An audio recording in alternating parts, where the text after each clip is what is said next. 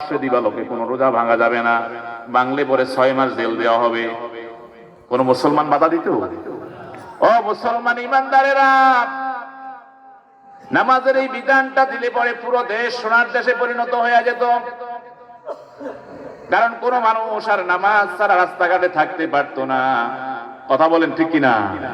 পুলিশে ধরতো, চকিদারে ধরতো, ইমাম সাহেব রিপোর্ট দিত লোক নামাজ পড়ে না, জুমাতে অংশগ্রহণ করে না, আসরের জামাতে হাজির হয় না, মাঠে কাজ করে। কথা বলেন ঠিক কিনা? মানুষ ভালো হয়ে যেত। দুর্ভাগ্য এ জাতি, যতই সরকার আসছে আর গেছে, সেই 47 সাল থেকে কেউ কোরআনের সহজ কোন আইনও পাশ করে নাই। কথা বলেন ঠিক কিনা? অথচ এই কোরআন মানা ছাড়া মানুষের জীবন পরিবর্তন করা সম্ভব নয়। রাসূল করিম সাল্লাল্লাহু আলাইহি ওয়াসাল্লাম জীবনের 40টি বছর মদিনাতে মক্কাতে কাটিয়েছেন। 17 বছর বয়সে যখন টপ যুবক হয়ে গেলেন, যৌবন বয়স থেকে আরবের ওই আরব মক্কা মুকাররমার সমাজটাকে সুন্দর করার চেষ্টা করেছেন। 17 বছর থেকে শুরু আন্দোলন, হিলফুল ফুজুল একটা সংগঠন করেছেন। এখন আমাদের যুবকেরা বিভিন্ন পাড়া গ্রামে এরকম সুন্দর সুন্দর সংগঠন করে কি করে না? মানব কল্যাণমূলক সংস্থা এবছরের বন্যায় দেখতে পেয়েছেন, প্রত্যেক বাজারে বাজারে, প্রত্যেক গ্রামে গ্রামে সংস্থা আছে না নাই? ওই সংগঠনগুলোর মাধ্যমে মসজিদের কাজ হয়, মাহফিলের কাজ হয়, মাদ্রাসার কাজ হয়। আলহামদুলিল্লাহ। নবী করিম সাল্লাল্লাহু আলাইহি ওয়াসাল্লাম 17 বছর বয়সে আন্দোলন শুরু করলেন, হিলফুল ফুজুল একটা সংগঠন বাস্তবায়ন করলেন, বানালেন যুবকদেরকে নিয়ে। কিন্তু তখনও কোরআন নাজিল হয় নাই। 40 বছর পর্যন্ত চেষ্টা করেও সমাজ, আরব সমাজকে সুন্দর করতে পারেন নাই। কারণ কি? কথা বলেন তো দেখি। কারণ হলো কোরআন ছিল না। কি ছিল না? কোরআন ছিল না। মানুষের মন গড়া মতবাদ দিয়া, নিজের মাথা প্রসূত চিন্তা দিয়া, সংবিধান দিয়া দেশে সমাজে শান্তি আসবে? রাসূল করিম সাল্লাল্লাহু আলাইহি সাল্লাম 0 বয়স থেকে 40 বছর পর্যন্ত মানুষের কাছে আলামিন ছিলেন, কোরআনের বাণী ছাড়াই দাওয়াত দিলেন, সমাজ সুন্দর করতে পারেন নাই।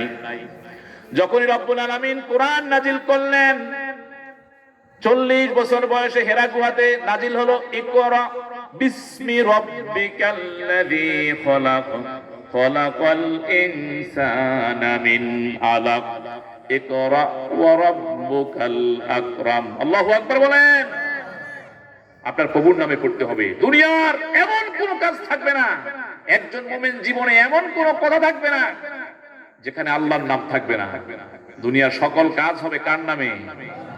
দুনিয়ার একজন মুমিন মুসলমান বান্দা তার জীবনে যত কাজ করবে সবগুলো হবে ইবাদত। সুবহানাল্লাহ বলেন। 40 বছর বয়সে যখন এই কোরআন নাজিল শুরু হলো, কোরআনের তেলাওয়াত শুরু হলো, সে আরব রাজ্যকে সোনালী রাজ্য, সোনার মদিনা বানিয়ে দিলেন কে? আল্লাহ। যখন এই মানুষেরা কোরআনের সাথে লেগেছে, এই কোরআন হলো একটা কাস্টি পাথর। যে কোরআনের সাথে লাগবে, যে কোরআনকে ধরবে, যে কোরআনকে মানবে, তাকেই সোনার মানুষ, সোনালী মানুষ বানিয়ে দিবেন কে? আল্লাহ। আজ কোরআন মানবে না, কোরআন পড়বে না, কোরআনের কাছে আসবে না, তাকে নরাদম অপদার্থ বানিয়ে দিবেন কে? আল্লাহ। কোরআন পড়তে রাজি আছেন? রাজি আছেন? কে কে রাজি আছেন? হাত তুলে দেখান। নারে তাকবীর, নারে তাকবীর। প্রিয় ভাইরা, তাহলে নবীজিও চেষ্টা করেছেন একটা সমাজ সুন্দর করার জন্য। যুবকরা একসাথে হবে, একটা সংস্থা করবে, সংগঠন করবে, সমাজের নারী পুরুষ গরিবদের সহযোগিতা করবে। কিন্তু নবীজি চেষ্টা করেছেন সোনালী সমাজ উপহার দিতে পারেন। কোরআন যখন আসলো, কোরআনের কাছে সেই মানুষ সোনালী মানুষে পরিণত হয়েছে। সুবহানাল্লাহ। আবু বকর, ওমর, উসমান, আলী। যে ওমর ছিল কোরআনের গুরুতর শত্রু, নবীজির শত্রু। কথা বলেন ঠিক কিনা? মুসলমানদের শত্রু, কোরআনের কাছে সেই ভালো মানুষ হয়ে গেল। সুবহানাল্লাহ। যেই মানুষটি ছিলেন কিরদাস, হযরত বিলাল রাদিয়াল্লাহু তাআলা আনহু, হাবশী মানুষ ছিলেন, নাক কাটা গোলাম ছিলেন, নাক ছেপটা ছিল, কালো ছিল, মানুষ তাকে পছন্দ করত না। কোরআনের কাছে আসার কারণে দামি মানুষ বানিয়ে দিলেন কে? আল্লাহ। মক্কা মুকাররমার খাদেম বানাইয়া দিলেন, মুয়াজ্জিন বানাইয়া দিলেন, যার আযান ছাড়া সূর্য ওঠে না, শোবে সাদেক আসে না। আল্লাহু আকবার বলেন। এমন মানুষ একটাই কোরআন। এই কোরআনকে মহব্বত করেছে, দ্বীনকে মহব্বত করেছে। কথা বলেন ঠিক কিনা? তো বলছিলাম যে কোরআন না থাকলে ওই সমাজ নিয়ে যত সংস্থা হবে, সংগঠন হবে, কোরআনকে মন্থন না করলে, কোরআনকে কাছে না আনলে, কোরআনকে গায়ে না লাগালে সুন্দর হবে। এজন্য রব্বুল আলামিন দুনিয়ার মানুষকে জানাচ্ছেন নবীজির মাধ্যমে, হে নবী, উতলু মা উহিয়া ইলাইকা মিনাল কিতাব, আমি আপনার কাছে ওহী করে যা পাঠিয়েছি, ওহীর কথাগুলো মানুষের কর্ণকুহরে তেলাওয়াত করে আপনি পৌঁছিয়ে দেন। সুবহানাল্লাহ। আমার বন্ধুগণের জন্য বলছিলাম, এই 30 পারা কোরআনে আপনাকে বুঝতে হবে। ছোটবেলায় মক্তবেও আমরা পড়েছি অকুতুবিহি।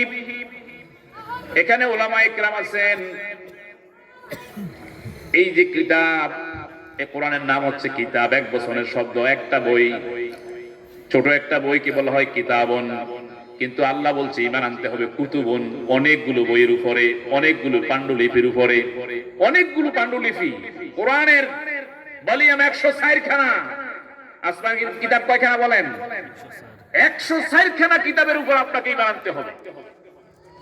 অথবা এখানে 114টি সূরা আছে, প্রত্যেকটা সূরাকে যদি আমরা ভিন্ন ভিন্ন করে ধরি, এক একটা কিতাব, প্রত্যেকটা সূরায় আপনাকে মানতে হবে। 30টা পারা আছে, 30টা পারাকে যদি আমরা ভাগ ভাগ করে নেই, তাহলে অকুতুবিহি, কিতাবুনের বহুবচন। যত কিতাব আছে, যত গ্রন্থ হয়, যত সূরা আছে, সবগুলোর প্রতি তুমি ঈমান আনতে হবে। সুবহানাল্লাহ বলেন। এজন্য ভাইরা, মক্কি জীবনে যে সূরাগুলি নাজিল হয়েছে নবীজির উপর, সেখানে তাওহীদ, রিসালাত, আখিরাতের কথা ছিল, আল্লাহর একাত্মবাদের কথা, নবীজি যে ইসলাম নিয়ে এসেছেন, ঈমান নিয়ে এসেছেন, সে কথা ছিল, কবরের কথা ছিল, হাসরের কথা ছিল। মক্কি জীবনের সূরাগুলি, ছোট ছোট সূরাগুলি, সূরা জিলজাল, এরপরে সূরা লাহাব, সূরা ইখলাস, সূরা ফাতিহা, এগুলি মক্কি জীবনের সূরা। ছোট ছোট সূরা দিয়া মানুষকে তাওহীদ, রিসালাত, আখিরাত বুঝিয়েছেন। বলেন না সুবহানাল্লাহ। মাদানী জীবনে নবী করিম সাল্লাল্লাহু আলাইহি ওয়াসাল্লাম যখন মক্কা থেকে মদিনায় হিজরত করলেন, মদিনার লোকদেরকে নিয়ে একটি সমাজ, ইসলামী সমাজ, কোরআনিক সমাজ নির্মাণ করেছেন। সুবহানাল্লাহ বলেন। আচ্ছা বলেন, ওই সমাজের নাম কি ছিল? সোনার মদিনা। কি ছিল? মদিনাতুল মুনাওয়ারা। নবীজি ছিলেন সেই মদিনা মুনাওয়ারার প্রেসিডেন্ট, রাষ্ট্রপ্রধান। সুবহানাল্লাহ বলেন। যে নবী একাধারে একজন দায়ী ছিলেন, দাওয়াত দিতেন, জান্নাতের কথা বলতেন, জাহান্নামের কথা বলতেন, তাবলীগের কথা বলতেন, মানুষদেরকে দাওয়াত পৌঁছাতেন, ওই নবী মক্কা থেকে মদিনায় গিয়া 10 বছর একটা রাষ্ট্র পরিচালনা করেছেন। সুবহানাল্লাহ। দেখে আপনাদের বিশ্বাস হয় নবীজি যে একটি রাষ্ট্র চালিয়েছে? এটা বিশ্বাস করেন? কে কি বিশ্বাস করে হাত তুলে দেখান। নারে তাকবীর। মদিনাতুল মুনাওয়ারা, একটা কথাও মিথ্যা বলবো না, নিজের জন্য বলবো না, সবগুলো আপনাদের বুঝের জন্য বলছি। তাহলে নবীজি একাধারে দায়ী ছিলেন, তাবলীগ করেছেন, এরপরে তিনি ছিলেন একজন বিচারক, রাষ্ট্রপ্রধান, রাষ্ট্রনায়ক। তিনি উহুদের যুদ্ধ, বদরের যুদ্ধ করেছেন। 27টি যুদ্ধে নবীজি সশরীরে অংশগ্রহণ করেছেন। আল্লাহু আকবার বলেন। আপনি কয়টা যুদ্ধে অংশগ্রহণ করেছেন? আপনাকে যদি প্রশ্ন করা, আপনি তো সেই নবীর উম্মত, কয়টা যুদ্ধে অংশগ্রহণ করেছেন? ইসলাম প্রতিষ্ঠার জন্য কয়জন কাফের মুশরিকদের মোকাবেলা করেছেন? জবাব দেওয়া যাবে? নবীজিকে গালি দেওয়া হলো, কয়টা মিছিলে অংশগ্রহণ করেছেন? আল্লাহর বিরুদ্ধে কথা হয়, নবীর বিরুদ্ধে কথা হয়, নবীজিকে ছোট করা হয়, হয় কি হয় না? গত 4-5 বছর আগে রাউলদিয়াতে বাশার নামে এক নাস্তিক নবীজির বিরুদ্ধে কথা বলেছে। কথা বলেন ঠিক কিনা? এই অঞ্চলের মানুষ সকলে মিছিল করেছে, জিহাদ ঘোষণা করেছে, যে আমার নবীর বিরুদ্ধে, কোরআনের বিরুদ্ধে যদি কথা বলো, তার বাড়িঘর পুড়িয়ে দেওয়া হয়েছে। কথা বলেন ঠিক কিনা? আমি তখন রাউলদিয়াতে জুমা পড়াই, তার বাড়িঘর জ্বালিয়ে দেওয়া হয়েছে। কারণ এদেশের 90% মানুষ ধর্মের পক্ষে, কোরআনের পক্ষে, নবীর পক্ষে, আল্লাহর পক্ষে। কথা বলেন ঠিক কিনা? প্রিয় ভাইরা, সেই 30 পারা কোরআনের প্রতি বিশ্বাস করতে রাজি আছেন? নবীজি যখন মক্কা থেকে মদিনায় গেলেন, সেখানে যাওয়ার পরে বিচার ফয়সালা শুরু হলো, বিচার করতে হবে। সেখানে যাওয়ার পর মুসলমানদের উপর ট্যাক্স বসিয়ে দেওয়া হলো, যাকাত খরচ হলো। তোমরা শুধু নিজ নিজ পয়সাওয়ালা হবে না, শতকরা 2.5 টাকা, লাখে 2.500 টাকা করে দান সদকা করে দিতে হবে, যাকাত দিতে হবে। আল্লাহু আকবার বলেন। এগুলি বাইতুল মাল, রাষ্ট্রীয় কোষাগারে যাকাতের টাকা জমা হবে। যাকাতের টাকা কালেকশন করার জন্য সরকারি কর্মচারী দিয়েছেন, যাকাতের টাকা এনে বাইতুল মালে জমা হয়। আর সমাজের, দেশের অসহায়, গরিব, এতিম, মিসকিন, বিধবার ভাগ তাদেরকে পৌঁছে দেওয়া হচ্ছে। বলেন না সুবহানাল্লাহ। এরপরে আইন পাশ হলো, জায়গা জমি যা আছে দখলি জায়গা, তোমার সম্পদে তোমার ভাইয়ের হক আছে, তোমার বোনের হক আছে, মিরাসি। আইন হয়েছে কি হয় নাই? কথা বলেন, হয়েছে কি হয় নাই? যাকাত দিতে হবে, বিচার ফয়সালা সুন্দর করে করতে হবে। নবী করিম সাল্লাল্লাহু আলাইহি ওয়াসাল্লাম সাফ জানিয়ে দিলেন আল্লাহ তাআলার কথা, ওয়া লাম ইয়াহকুম বিমা আনজালাল্লাহ ফাউলাইকা হুমুল ফাসিকুন। যারা আল্লাহর দেওয়া বিধান অনুযায়ী বিচার ফয়সালা করে না, তারা হলো ফাসিক। কথাকার মনোযোগ। আল্লাহর দেওয়া বিধান দ্বারা যা বিচার ফয়সালা করে না, দেশ চালায় না, তারা ফাসিক। আল্লাহর দেওয়া বিধানের নাম কি? আরো জোরে বলেন। ওয়া মান লাম ইয়াহকুম বিমা আনজালাল্লাহ ফাউলাইকা হুমুয যালিমুন।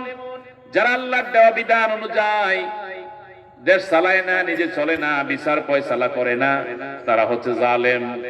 নিজের উপর জুলুম করছে, পরকালে বাঁচার পথ থাকবে না। লাস্ট আল্লাহ তাআলা জানিয়ে দিলেন, ওয়া মান লাম ইয়াহকুম বিমা আনজালাল্লাহ ফাউলাইকা হুমুল কাফিরুন। যারা আল্লাহর দেওয়া বিধান অনুযায়ী বিচার ফয়সালা করবে না, দেশ চালাবে না, তারা কাফের। বলেন নাউজুবিল্লাহ। কথা কার? এটাকে বিশ্বাস করেন? কথা বলেন, বিশ্বাস করেন? রব্বুল আলামিন জানিয়ে দিয়েছেন, আলা লাহুল খালকু ওয়াল আমর। সৃষ্টি যার, আদেশ চলবে তার। সৃষ্টিকার? আরো জোরে বলেন, সৃষ্টিকার। আমরা কার? এই আকাশ কার? এই জমিন কার? এই সূর্য কার? আইন চলবে কার? আল্লাহর আইন কি চলে? কথা বলেন, চলে? এখানে মাতাব্বরের আইন চলে, বড় মিয়ার আইন চলে, মানব রচিত সংবিধান অনুযায়ী দেশ চলে। কথা বলেন ঠিক কিনা? অমুসলমান ইমানদার, আমি যে কথা বুঝিয়েছিলাম, সেই 47 সাল থেকে আজ অব্দি আমরা কোরআনের কোন অনুশাসনের ভিতরে আসতে পারি নাই। কথা বলেন ঠিক কিনা? আমাদেরকে চলে বলে বিভিন্ন সময় বিভিন্ন ভাবে শাসন করা হয়েছে, শোষণ করা হয়েছে। একথা সকলেরই জানা আছে, মনে কষ্ট দিবেন না। গত 15 বছরের আলেমদের উপর যে নির্যাতন হয়েছে, শিক্ষা ব্যবস্থা থেকে ভঙ্গুর করা হয়েছে, এটা জাতি জানে কি কিনা বলেন? আপনারা জানেন কিনা? এই জানার পরে এদেশের টকবগে যুবক, কত মায়ের মুখ খালি হয়েছে, কত যুবক প্রাণ দিয়েছে। যারা আজকে ইঞ্জিনিয়ার হতো, ডাক্তার হতো, বিসিএস ক্যাডার হতো, 2000-এর মতো যুবক প্রাণ দেওয়ার কারণে 2024 সালে আলেমরা কোরআনের কথা বলতে পারে। কথা বলেন ঠিক কিনা? সুতরাং এখন একটা ফ্রিডম সময় এসেছে, সুযোগ এসেছে, এই কোরআনের সাথে গা লাগানোর সময় এসেছে। কথা বলেন ঠিক কিনা? এই সময় যদি গা না লাগান, আপনাকে জবাব দিতে হবে। এই আকাশের মালিক কে? জমিনের মালিক কে? আমার মালিক কে? আপনাদের মালিক কে? আমাদেরকে সে আল্লাহর কথায় চলতে হবে। কথা বলেন ঠিক কিনা? এই কথাই আপনাদেরকে বোঝাচ্ছি। রাগ করছেন আপনারা? রাজনীতি বুঝেন? উতলু মা উহিয়া ইলাইকা মিনাল কিতাব। উতলু ওয়াইদ মুযাক্কারে হাজির, আমরে হাজির মারুফ। নবীজিকে আল্লাহ তাআলা বলছেন, হে নবী, আপনি তেলাওয়াত করে শুনান। মা উহিয়া ইলাইকা, আপনার কাছে যা তেলাওয়াত করা হয়েছে, ওহী করা হয়েছে। আমি গোপনে যেই সংবাদ জিবরাইল আলাইহিস সালামের মাধ্যমে দীর্ঘ 23 বছর জীবনে প্রয়োজনে প্রেক্ষাপটে যে কিতাব পাঠিয়েছি, ওই কিতাবটা মানুষকে পড়ে পড়ে শোনান। ওয়াকিমিস সালাত, আর নামাজ প্রতিষ্ঠা করুন, নামাজের বিধানটা কায়েম করে দেন। আল্লাহু আকবার বলেন। কোরআন তেলাওয়াত শুনুন, কোরআনের বিধান মানুন। মানতে রাজি আছেন? এই 30 পারা কোরআন আপনার মাথায় থাকতে হবে। কোরআনে অর্থনীতির কথা, সমাজনীতির কথা, রাজনীতির কথা সব বিশ্বাস করেন কিনা? আমি অনেক জায়গাতেই বলি, আমার ভাইয়েরা, আপনাকে বিশ্বাস করতেই হবে। এবার আপনি যেই রাজনীতি করেন এর জন্য আপনাকে জবাব দিতে হবে কার কাছে? কিন্তু বিশ্বাস করতে হবে কোরআনে অর্থনীতি, সমাজনীতি, রাজনীতি সব কথা আছে না নাই? এ কথা মনে প্রাণে একের সাথে বিশ্বাস করতে হবে। কিন্তু আপনি পারেন না সেটার জন্য হিসাব নিবে কে? নামাজ যে ফরজ, এই ফরজ নামাজ কতই না মুসলমান পড়ে না। আজকেও যদি হাত তোলাই, ফজরের জামাতে কে অংশগ্রহণ করেছেন, কতই না মানুষ হাত তুলবে, লজ্জায় কাটা পড়ে যাবে। কথা বলেন ঠিক কিনা? আসরের নামাজ পড়ছো কিনা? এই ফরজ নামাজ পড়ে নাই এমন লোক আছে, কিন্তু নামাজ